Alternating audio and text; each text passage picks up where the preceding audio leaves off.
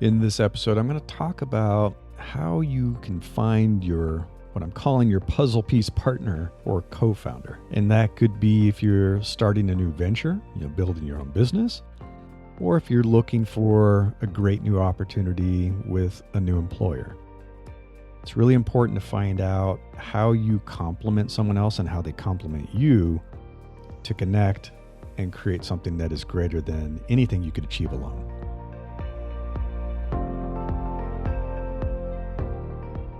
This is Invincible Career. I'm Larry Cornett. Would Apple be a $2 trillion company if Steve Wozniak and Steve Jobs had been more alike?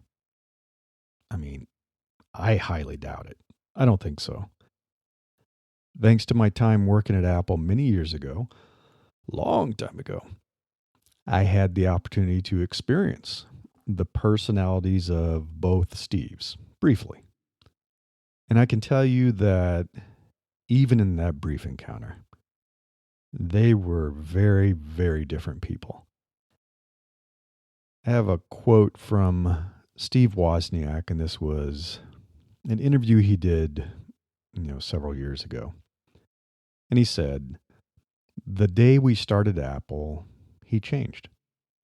He changed his personality forever because he now was a founder of a company that had money. He wanted so strongly to find the way to be an important person in the world. He became very serious. He would always speak as though he was the one on top of running Apple. That was good with me. I was the shy engineer who wanted to go into the laboratory and keep inventing things and building them. I didn't want to run a company with politics and people pushing each other out." And Jobs did seem larger than life. His famous reality distortion field was legit. I had an experience with that when he came back and he spoke to all of us in the auditorium on campus, and I got down in the front row so I could see what it was like. And yeah, it was legit. You believe the grand vision he described. But he was not someone you felt comfortable around at all. And he could be a terrifying leader. There's lots of stories, he'd pop into a room where there was a project meeting and say, "Justify your existence." And if people couldn't explain the project well enough and he didn't think it was important, it was canceled. On the other hand, Wozniak was a friendly guy who loved to joke around. When he met with us, he enjoyed telling us stories of the pranks he used to play. That seemed to be the highlight of his talk with us. He loved building stuff, and he wanted to be left alone. He left Apple in the 80s. He kind of had enough of it. He seemed happy to fade out of the spotlight and focus on his passion for education, gaming, building new technology. And as strained as their friendship became later, when Jobs started acting like a serious business person with a God complex, the complementary balance of strengths and differences between the two founders was necessary for Apple to succeed. Jobs needed Wozniak's quiet and focused creativity and engineering talent, obviously. He built their first computers. Wozniak needed Jobs to boldly lead the company because he didn't want to, and to market the hell out of their products. He was really good at it. He was an amazing showman. At some point in your life, you too will seek to partner with one or more other people. And you've probably already done it. That's what it means to be an employee in a company. You don't get hired to sit alone in a basement for years. I wish. You have to partner with your coworkers and your manager and other colleagues to get stuff done. There are partnerships. And sure, working solo has many benefits. I love it. I've done it for many, many years. But I also know that I am limiting what I can accomplish by trying to go it alone. There's an African proverb that says, if you want to go fast, go alone. If you want to go far, go together. Partnering helps you achieve greater things. You'll need to connect the unique puzzle piece of who you are with other complementary pieces to complete the full picture, though. And that connection could be between you and an employer when you're trying to find the ideal role that you hope will take your career to all new heights. It could be between you and a partner if you're pursuing an entrepreneurial path and you want to launch your first business. And it could be between you and a life partner when you're ready to commit to someone and build a life together.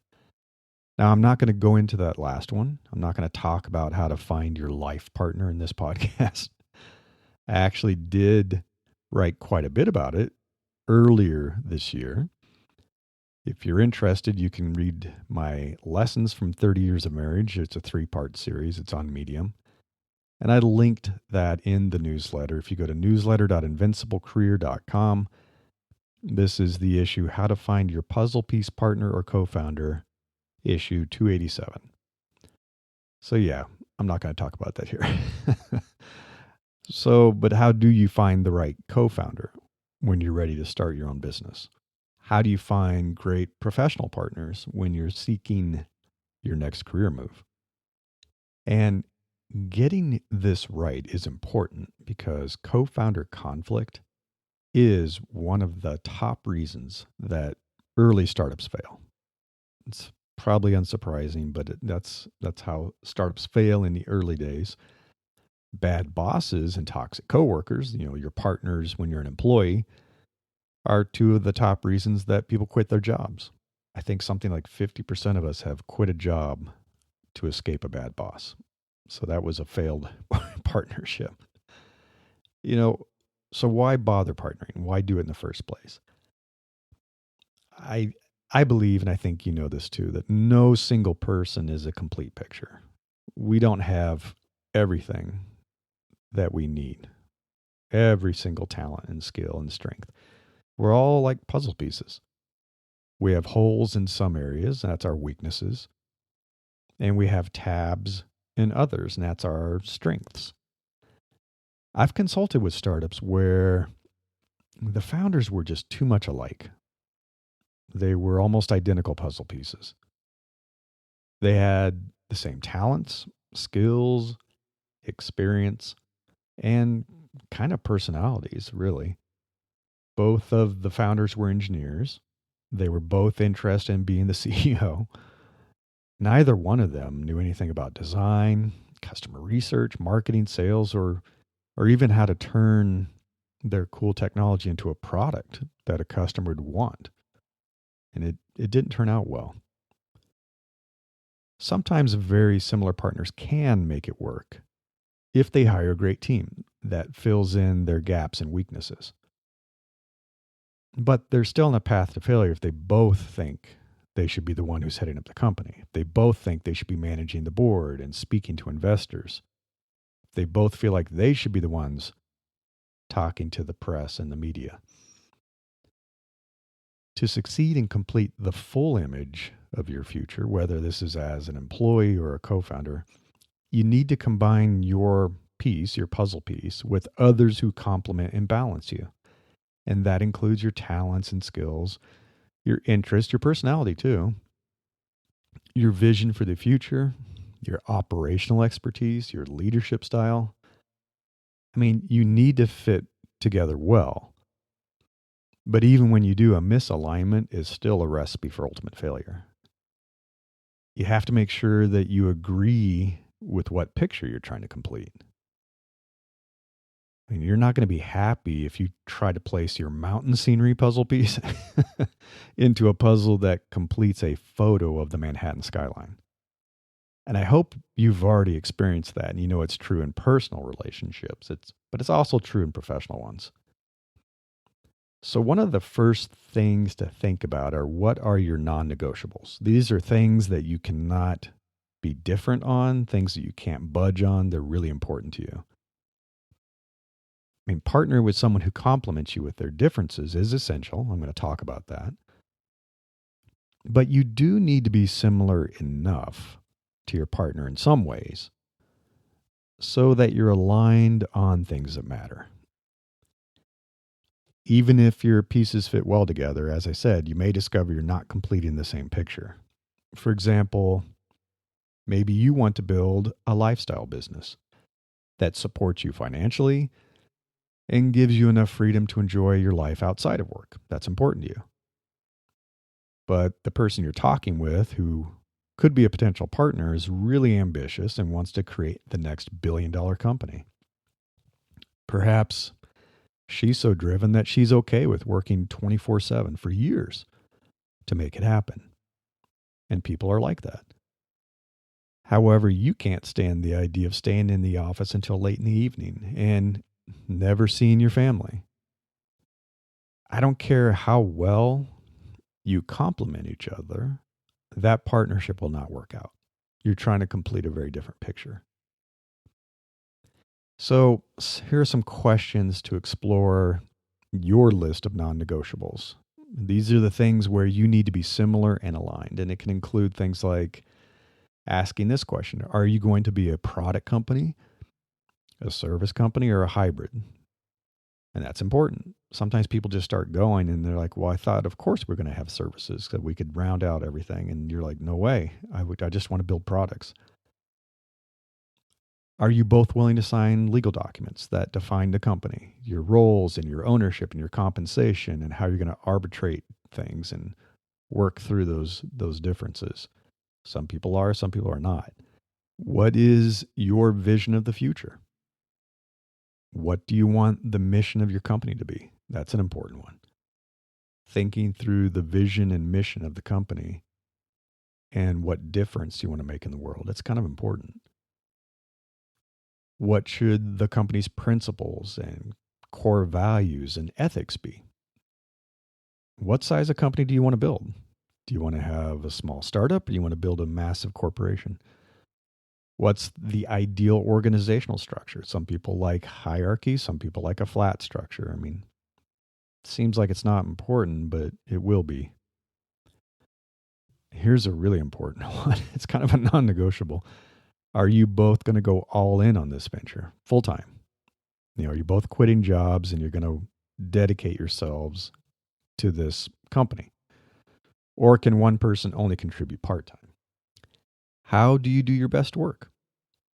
Also very important, especially if you're going to work together. But even if you're going to work remotely, you're going to find that your working styles can be in conflict, and that can be an issue. So do you want to work alone? Do you prefer to do that? Or do you want to work together in a quiet room? Do you want to have music playing? Do you like to joke around and talk while you work? These are probably going to be non-negotiables for you, your working style. And in a similar way, how do you prefer to communicate? Do you like to use text or Slack, email, phone? Do you like to talk in person? Also important. A big one that people should talk about is, what is your ideal exit strategy? Are you planning on taking this company all the way? You're going to retire with this company. You're going to sell it to somebody. You're talking about decades of commitment. Do you want to take it public? Do you want to go IPO, right? Or is the plan to get acquired? You're trying to build it up and be competitive enough that a big company is going to acquire you. Important to make sure you're aligned on. How do you ideally want the company to make money? And people can be very different with this too. Some are okay with advertising revenue and some hate it. What is your philosophy around spending money for the company? Do you want to be careful and not spend a lot of money until you're making money? Or do you want to go all in and try to grow quickly? How do you intend on handling profit and loss? Do you want to roll it back into the company? Or are you going to bootstrap it yourselves if you have a loss? How do you want to invest in the company? What do you want to buy? How important is hardware and hiring consultants or contractors? This is the kind of stuff you have to think through. And how should important decisions be made? When you have a disagreement, how do you want to resolve it? If there's conflict, not even between the two of you, but in the company in general, between employees, how do you resolve it? What's the process for that? I founded a tech startup several years ago, and I had co-founders and I had employees.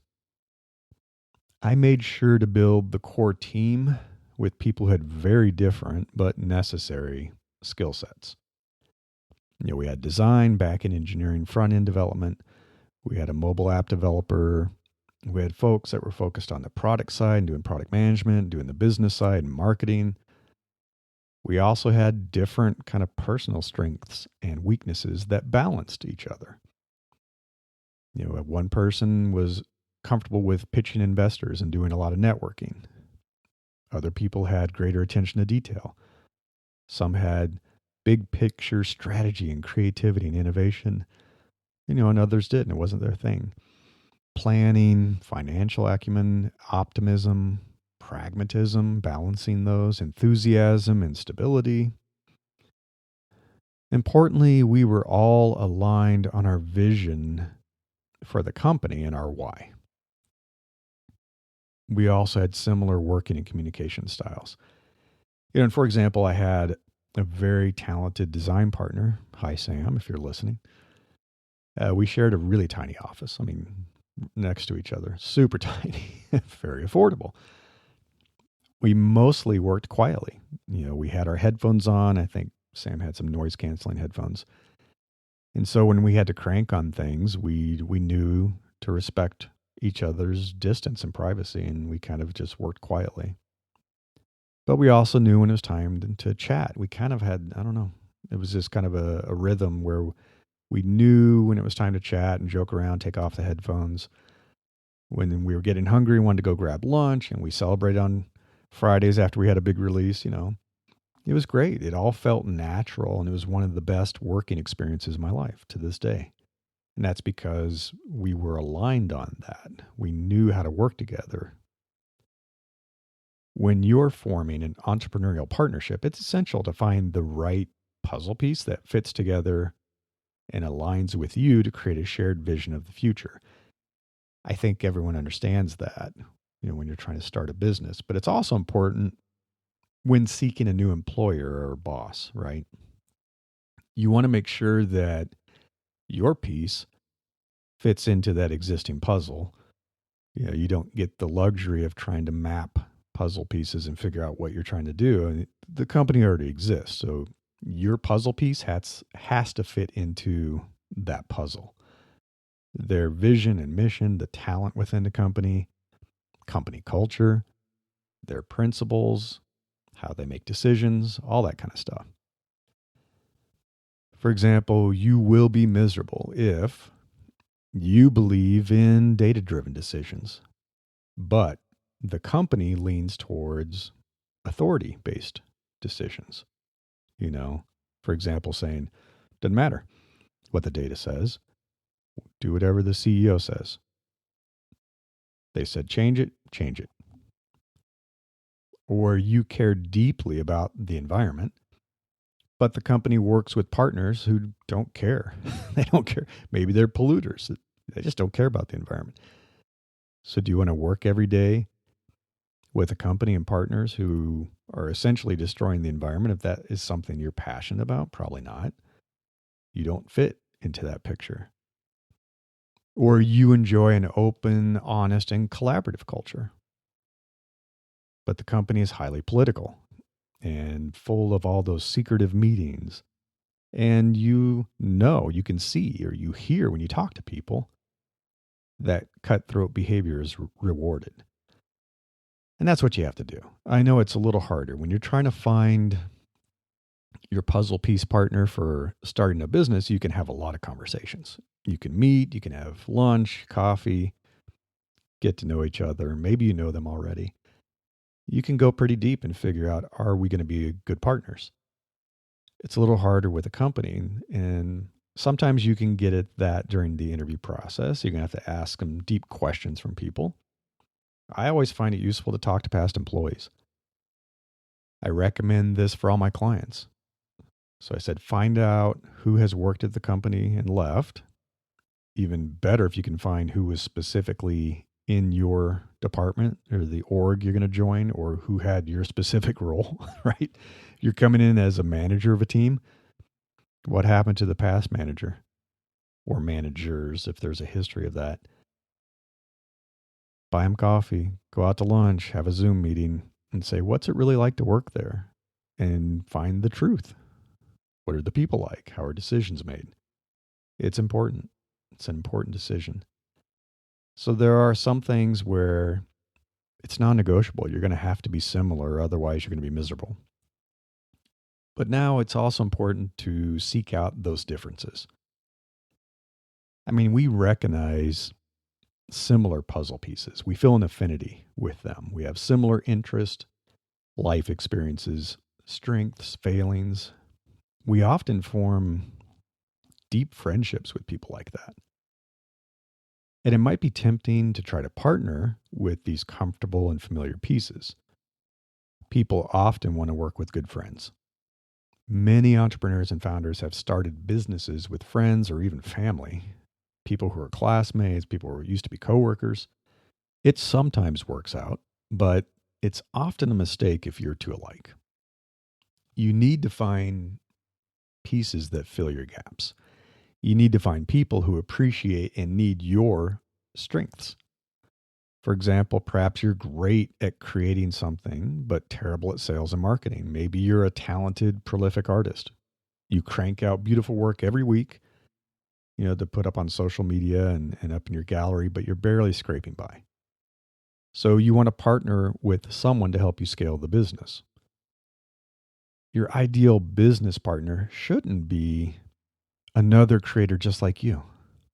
I mean, yeah, you do want someone who will appreciate what you create and have the long-term vision that's aligned with yours. But more importantly, you want a partner who excels at sales and marketing, will help you find customers and grow the business, and is committed to helping both of you financially succeed. So while you're creating the next work of art, they're finding new opportunities to build an audience. While you may be shy and maybe a little unwilling to connect with people on social media, you just don't like it, they know how to nurture your super fans and they enjoy the interaction.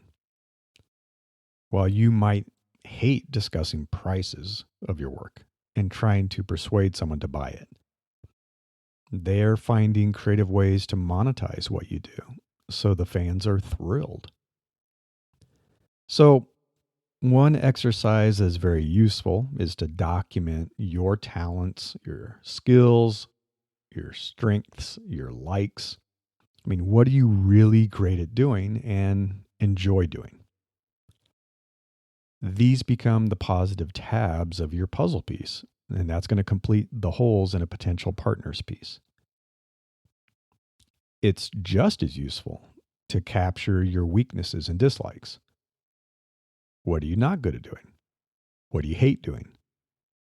These holes, these gaps, they're going to be areas that you're seeking to fill with the tabs of your potential partner's piece. For example, if you know you're better at big picture thinking, but you're weak with operational details, you want to find a partner who has strong attention to detail and they enjoy and they're really good at those operational tasks. If you struggle with pessimism and you get kind of feeling down and it makes it hard for you to be productive, find a partner who is more optimistic, someone who can lift you with their positive energy and help you kind of come out of that dark feeling. If you avoid conflict and you hate negotiating with people, find a partner who doesn't mind going toe-to-toe with folks when it's necessary. I mean, in the end, that complementary harmony feels magical. People have compared a professional partnership to marriage. They've said it's a lot like getting married.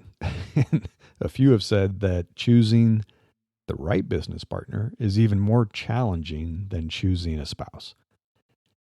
And I don't necessarily agree with that. I think choosing the right spouse is really important. But there's no denying that you'll probably spend more time with your business partner. Most people work 8, 10, 12-hour days. That's a lot of your waking hours. And the risk can be even greater. The financial risk, the legal risk. So it's really important and it's really challenging. However, when you get it right, it is pretty magical. There's nothing like partnering with someone who gets you, someone who completes you. With the right partner, you'll discover how 1 + 1 = 3. I mean, it is pretty amazing how much you can get done when it all feels effortless and you complement each other. It comes down to being self-aware and deliberately, intentionally seeking out the discomfort of partnering with someone who is different than you versus finding someone who's comfortable and a like-minded friend. You will thrive in your new venture or job when you partner with someone who genuinely compliments you. Thanks for listening. I hope you enjoyed this episode, and if you would like to follow upcoming releases of the show, please subscribe. And as always, I appreciate your ratings and reviews. Thank you. If you would like to learn more about Invincible Career and the podcast, you can visit invinciblecareer.com. Until next time, I wish you the best of luck in becoming an opportunity magnet for the best things in life.